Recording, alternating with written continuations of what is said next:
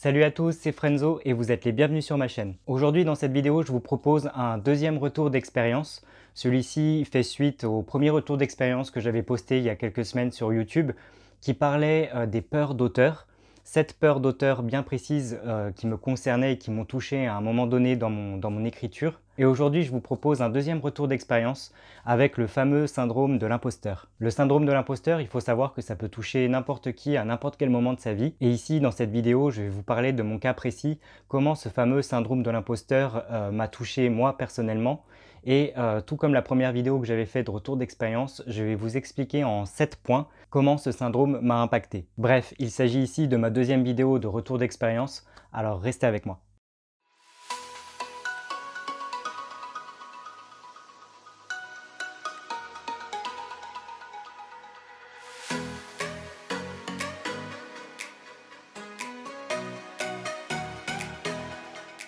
Avant de commencer cette vidéo, qu'est-ce que c'est que le syndrome de l'imposteur? Selon le psychologue Sandy Mann qui a publié le livre Le syndrome de l'imposteur, le syndrome de l'imposteur, ce serait le fait de penser de ne pas être à la hauteur dans ce que vous entreprenez, d'avoir peur d'être démasqué et qu'on réalise que vous n'êtes pas à votre place. Et c'est surtout le fait de douter de soi et d'avoir le sentiment de duper tout le monde constamment. Rien que ça. Avec une telle définition, je pense qu'on peut tous s'identifier du coup au syndrome de l'imposteur. On peut tous se dire qu'à un moment de sa vie, on a ressenti un tel sentiment.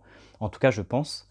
Et c'est vrai qu'au niveau de l'écriture, en tant qu'auteur, moi, ce syndrome m'a touché à plusieurs reprises récemment. Et j'avais vraiment envie de faire une vidéo retour d'expérience par rapport à mon vécu, par rapport à ce syndrome de l'imposteur qui m'a touché et d'aborder ce sujet, comme je le disais en début de vidéo, en 7 points bien précis. On aborde tout de suite le premier point qui est penser ne pas mériter le nom d'auteur. Penser ne pas mériter le nom d'auteur. Oui, c'est un point qui m'a touché à un moment donné de mon écriture.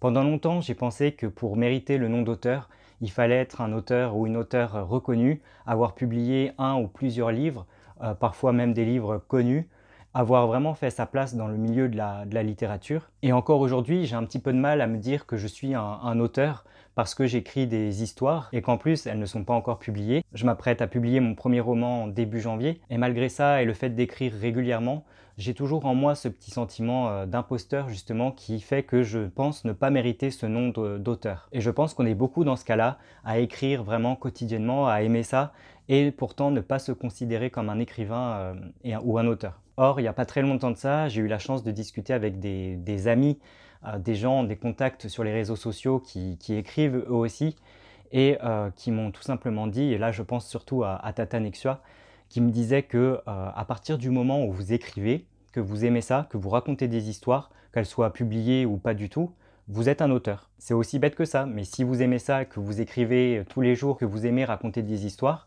eh ben, il n'y a pas d'autre mot pour vous définir, vous êtes un auteur. Alors parfois, ça a quand même un petit peu de mal à rentrer, on a quand même ce sentiment de ne pas être à la hauteur justement de ce titre, de ne pas le mériter, d'où le syndrome de l'imposteur.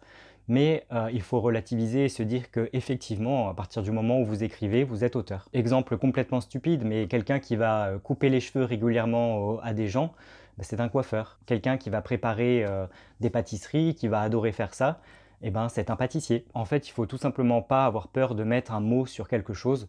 Si vous écrivez des histoires que vous aimez ça, vous êtes auteur tout simplement. Alors bien sûr, il y a des échelons au niveau de l'écriture.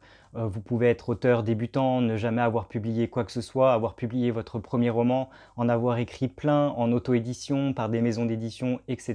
Évidemment, il y a des stades dans l'écriture, mais malgré tout, peu importe là où vous vous situez, vous êtes auteur si vous écrivez. Et c'est grâce à ce conseil que j'ai reçu et à ce réconfort aussi quelque part, que j'ai réussi un petit peu à gommer du coup cette peur de ne pas mériter le nom d'auteur. Donc voilà pour le premier point. Le deuxième point qu'on va aborder, c'est se trouver nul comparé aux autres. Et là, c'est quand même un sujet qui est assez complet et assez difficile, dans le sens où on peut tous ressentir ça à un moment donné. Je parle vraiment au niveau de l'écriture, encore une fois, notamment si vous êtes sur les réseaux sociaux, comme moi, notamment sur Instagram, où on peut très vite se laisser submerger par ce qu'on voit, par les posts des autres qui avancent dans leur écriture, qui publient leurs romans, etc. On peut vite se sentir illégitime, être un petit peu jaloux même, il faut le dire, et même avoir peur tout simplement. Parce que même si, et là je reprends le cas Instagram, la communauté là-bas est super bienveillante, c'est une communauté géniale au niveau de la littérature, c'est vrai qu'on peut vite se laisser dépasser et selon là où vous en êtes dans votre stade d'écriture, vous pouvez vite vous sentir nul comparé aux autres parce que, je ne sais pas, imaginons que vous êtes en train de terminer votre premier jet, vous galérez, il vous reste encore la relecture à faire, passer par les bêta-lecteurs, essayer de trouver une maison d'édition ou de vous auto-publier, enfin bref, il vous reste un chantier à faire devant vous. Et à côté de ça, vous allez voir des super posts d'auteurs qui ont je ne sais pas combien de likes, de commentaires, qui eux en sont à la publication de leur roman. Et vous allez vous dire, waouh, ils ont réussi, ils y arrivent, est-ce que moi je vais réussir à faire pareil qu'eux ou est-ce que je vais juste être un gros caca? Je pense à Christelle Le Bailly qui aime bien dire ça des fois. Mais c'est vrai, des fois on peut se sentir comme un gros caca comparé aux autres, vraiment nul, parce qu'on n'a pas l'impression d'avancer et on voit tous les autres qui eux y arrivent, qui avancent rapidement. En fait, ils avancent pas forcément rapidement, chacun avance à son rythme, mais c'est vrai qu'on n'a pas cette impression-là quand on est sur Instagram. Et c'est vrai que très vite, du coup, comme je le disais, on peut se sentir nul comparé aux autres. Et moi aussi, ça m'a touché et des fois ça continue aussi de me toucher encore maintenant. Et pour vaincre ce petit syndrome de l'imposteur avec ce point numéro 2, je me dis tout simplement que chacun va à son rythme, chacun progresse comme il le peut et qu'il faut simplement être patient. On évolue tous progressivement, on apprend de ses erreurs, on apprend plein de choses par rapport à l'édition, surtout pour ceux qui passent par l'auto-édition. On apprend à connaître plein de personnes, on fait appel à des prestataires, que ce soit pour la couverture, par rapport à la correction, la mise en page, etc. Et tout ça, ça ne se fait pas en une seule journée ou en quelques minutes. Il faut du temps et forcément comparé aux autres, selon leur stade d'écriture, vous n'êtes pas au même stade qu'eux. Et il faut juste l'accepter, se dire que vous aussi, à un moment donné, vous aurez votre moment de réussite. Vous allez arriver au bout de vos projets, mais il faut juste être patient. Donc, se sentir nul comparé aux autres, il faut essayer de chasser cette idée le plus souvent possible quand elle arrive, tout simplement parce qu'elle n'est pas juste. On est tous humains, on progresse tous à notre façon. Donc voilà. Le cas numéro 3, c'est manquer de confiance en soi. Manquer de confiance en soi, on est clairement dans le syndrome de l'imposteur. On peut même se retrouver dans ma première vidéo, les 7 peurs d'auteur dont j'avais parlé il y a quelques semaines. Et c'est clair que manquer de confiance en soi, ça nous touche tous à un moment donné de notre parcours littéraire ou d'écriture. Et c'est quelque chose qu'il faut essayer de combattre le plus possible au quotidien. Il faut essayer de chasser ces petites idées noires qui se glissent dans notre esprit, qui nous disent qu'on est nul, qu'on n'avancera jamais, qu'on n'a pas le temps, qu'on ne fera jamais aussi bien qu'un tel ou un tel, qu'on ne deviendra jamais le prochain J.K. Rowling. Bref, dans mon cas, c'est vrai que ça arrive quelquefois que je manque un peu de confiance en moi, mais j'essaye vraiment de me rebooster par rapport à ça, en me disant que moi aussi j'ai quelque chose à raconter, on a tous quelque chose à raconter, on a tous des histoires à faire partager au monde, même ceux qui n'écrivent pas, je suis persuadé que chaque être humain a quelque chose à dire, et c'est à nous en fait de prendre cette confiance en nous pour essayer de l'exprimer aux autres. Donc quand le manque de confiance en soi me touche, moi personnellement, j'essaye de me rebooster, je regarde un petit peu les commentaires qu'on me laisse sur YouTube, je regarde un petit peu les commentaires sur mon Instagram et je me dis allez, j'ai pas fait ça pour rien, c'est le moment de mettre les bouchées doubles, de rien lâcher parce qu'à la fin le projet il est beau. Écrire, c'est génial. Écrire son premier roman, c'est juste top. Et on est tous passés par là au niveau de l'écriture. On a tous galéré, on a tous eu ces peurs, ce syndrome de l'imposteur, le fait de manquer de confiance en soi. Et on a tous réussi, enfin je l'espère, à casser cette barrière et à aller jusqu'au bout.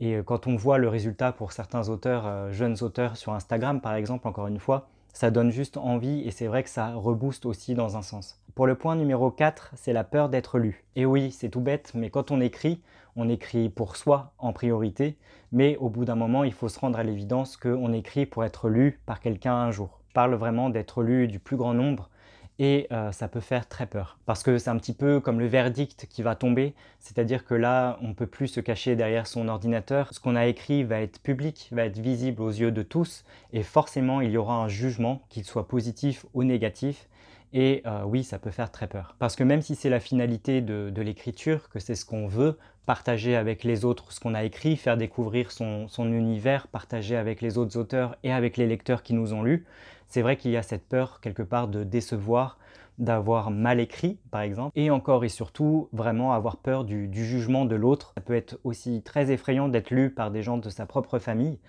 J'en discutais avec une auteure que j'aime beaucoup sur Instagram récemment, qui me disait que justement elle n'avait pas peur du retour des autres, des gens qu'elle connaissait pas, mais elle avait très peur d'être lue par son entourage, parce qu'ils allaient découvrir vraiment sa véritable identité, ce qui se cachait vraiment en elle depuis toujours, à travers sa plume. Donc c'est vrai qu'avoir peur d'être lu, c'est quand même quelque chose d'assez fort et d'assez ironique dans le sens où on écrit pour être lu. Alors pour essayer de chasser un petit peu cette peur, moi personnellement je me dis que c'est quand même le but de base d'être lu, et je me dis aussi que peu importe ce qu'on écrit, un écrivain, un auteur trouvera toujours son lectorat, il y aura toujours quelqu'un pour aimer ce qu'on fait, il y aura toujours des gens pour être touchés par ce qu'on raconte. Donc peut-être que ce que j'écrirai moi personnellement ne plaira pas à tout le monde. Dans le cas de mon premier roman, qui est un témoignage romancé, un livre vraiment autobiographique qui se passe dans une maison de retraite où je raconte à travers les yeux d'un personnage principal qui s'appelle Elliot ce que moi j'ai vécu quand je travaillais là-bas quand j'étais jeune, je sais que ce thème littéraire ne va pas plaire à tout le monde. La façon d'écrire ne plaira pas à tout le monde, qui est un peu brute par moment, pour mieux justement décrire ce que j'ai vécu quand je travaillais là-bas. Je sais que ça plaira pas à tout le monde, alors j'essaie un petit peu de prévenir en amont mes futurs lecteurs de ce à quoi ils peuvent s'attendre, mais c'est vrai que je suis conscient que ça ne plaira pas à tout le monde, et c'est vrai que ça peut faire peur aussi. Mais je me dis que justement, c'est ça aussi qui est bien dans l'écriture, dans la lecture, parce que je suis un grand lecteur aussi. Il y a des livres que je lis que je n'aime pas forcément, des histoires qui vont moins me toucher que d'autres, et pourtant il faut se dire que derrière il y a un auteur qui a un vécu, qui même s'il raconte une histoire qui n'a rien à voir avec quelque chose d'autobiographique, il met beaucoup de lui dans ce qu'il écrit, il y a une part de lui, de ses rêves, il y a quelque chose vraiment de profond dans son écriture qui le touche, ou qui la touche si c'est une femme. Et c'est vrai que si on arrive à penser comme ça, on voit quand même l'écriture tout à fait autrement. Donc avoir peur d'être lu, oui, mais je relativise en me disant tout ça. Point numéro 5, ne pas savourer chaque petit succès mérité. Et oui, et c'est un point sur lequel j'insiste vraiment. Alors c'est vrai qu'au niveau du retour d'expérience, ce point-là ne m'a pas touché beaucoup, mais je mets un point d'honneur à accentuer ce point-là auprès des auteurs que je suis sur Instagram, parce que je me rends compte que beaucoup d'auteurs arrivent au bout de leur projet en étant peut-être un peu fatigués d'avoir fait tout ça et ne savourent pas leur succès. Et pour moi, en tout cas, le succès, il commence à partir du moment où vous avez écrit quelque chose, que ce soit, je sais pas, 100 mots, 5000 mots, peu importe. Il faut se féliciter d'avoir écrit quelque chose, que ce soit un synopsis, des fiches personnages, un début d'histoire, un premier chapitre, peu importe. Il faut essayer de s'encourager, se motiver et se dire que bah voilà, j'ai réussi à faire ça. Plus vous allez vous le dire, plus vous allez progresser et aller loin en fait. Pareil, au moment où vous allez finir votre premier jet, certes c'est un premier jet, il y aura une relecture, plusieurs relectures, plusieurs réécritures, etc. Le travail n'est pas fini, on le sait en tant qu'écrivain. Mais à partir du moment où vous avez écrit votre premier jet, félicitez-vous, vous avez écrit un livre. Alors certes, il n'est pas encore abouti, il y a beaucoup de travail à faire, ce sera long, ce sera épuisant, mais quand même, félicitez-vous, vous avez écrit un livre. Et il n'y a quand même pas beaucoup de gens qui peuvent dire ça. Plus récemment, sur Instagram, j'ai 2 personnes que je connais et que j'apprécie beaucoup, peut-être qu'elles se reconnaîtront si elles regardent cette vidéo-là. Elles ont réussi à aller au bout de leur projet d'écriture, après avoir passé des mois de relecture, de réécriture, de bêta-lecture, etc., de mise en page, de création de couverture, elles sont auto-éditées. Elles ont publié leur roman, ces 2 personnes-là, récemment, donc ça y est, elles sont arrivées au bout de leur projet. Et elles n'ont pas pris le temps de se poser, je ne sais pas moi, de boire un petit verre de vin ou de trinquer en famille avec une coupe de champagne, de se dire ça y est, je suis arrivé au bout, j'ai publié mon roman, c'est une victoire. Et pourtant, il faut le faire, il faut savourer ces petits moments de victoire parce qu'ils sont mérités, parce qu'il y a eu beaucoup de travail derrière et que bah, c'est pas rien. Là, je vous parle de la finalité au niveau de l'écriture, mais je reviens sur ce que j'ai dit au tout début de ce point numéro 5. Il faut vraiment se féliciter et savourer chaque petit point de succès dès qu'il se présente, que ce soit au moment où vous avez écrit quelques lignes, que vous avez écrit un chapitre, comme je le disais, etc. Parce que si vous faites ça, il n'y aura que du positif.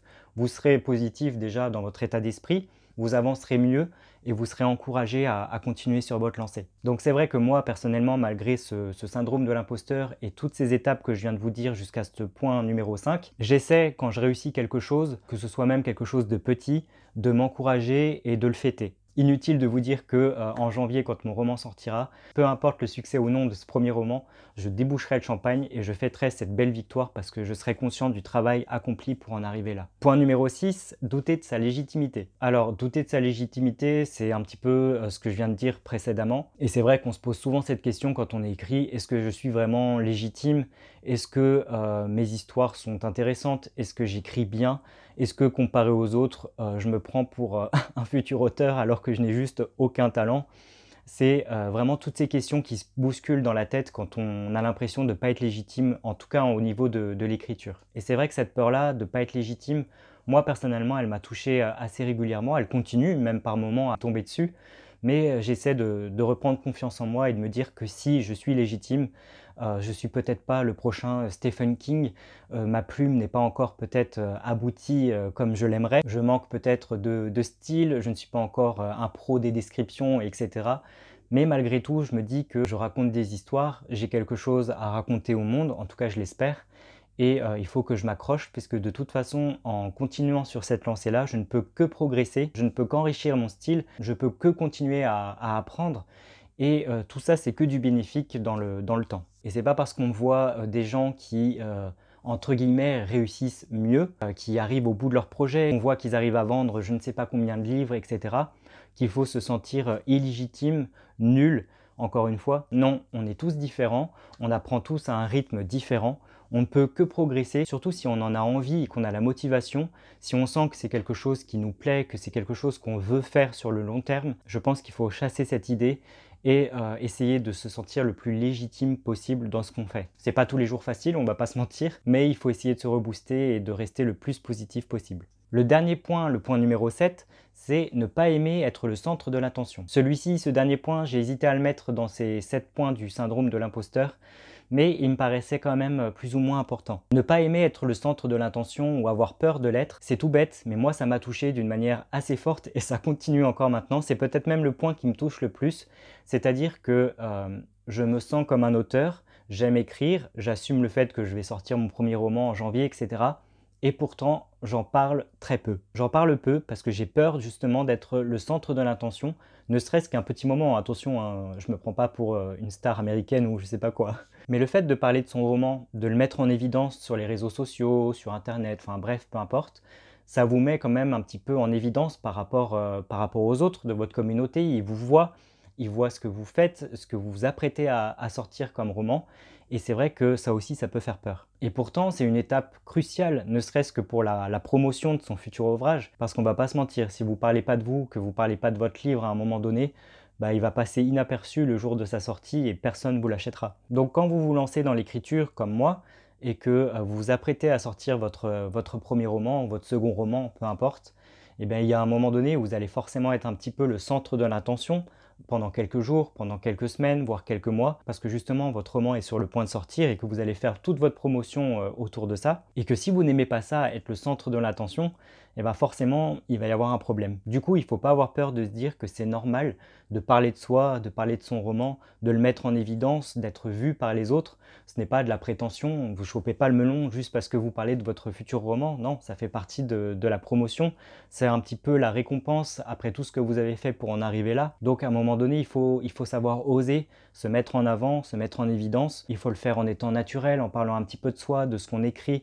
commencer à parler un peu de son ouvrage, etc. Tout le monde le fait. Et jusqu'ici, tout le monde le prend bien. Tant que vous harcelez pas les gens en message privé en disant « ouais, j'écris un livre » ou quelque chose comme ça, tant que vous faites une promotion, une belle promotion de votre ouvrage, vous serez légitime par rapport à ça. Mais c'est vrai que moi j'ai eu beaucoup de mal avec ça et je continue à avoir du mal à parler de mon livre, à me sentir un peu illégitime par rapport à ce que j'écris. Et tous ces points que je viens de vous citer juste avant qui se rassemblent du coup en un seul gros, le fameux syndrome de l'imposteur. Et c'est vrai que c'est très dur d'essayer de chasser ces peurs-là. Mais encore une fois, je pense que si on relativise comme j'essaie de le faire au quotidien, je pense qu'on peut s'en sortir, les affronter comme il se doit et réussir à écrire et aller au bout de ce projet d'écriture. Bref, c'était mes 7 points concernant le fameux syndrome de l'imposteur. N'hésitez pas à me dire ce que vous en avez pensé en commentaire. Si vous aussi vous avez été confronté à ce fameux syndrome de l'imposteur, comment vous l'avez géré? Qu'est-ce qui s'est passé pour vous exactement à ce moment précis? Je serais vraiment curieux et ravi d'en discuter avec vous dans les commentaires, donc n'hésitez pas. Quoi qu'il en soit, j'espère que cette vidéo vous aura plu. Si c'est le cas, n'hésitez pas à la liker, à la commenter, à la partager et surtout à vous abonner à ma chaîne pour ne pas manquer mon actualité à venir. En attendant, je vous donne rendez-vous dans une prochaine vidéo. D'ici là, prenez bien soin de vous. Je vous dis à très bientôt. Ciao!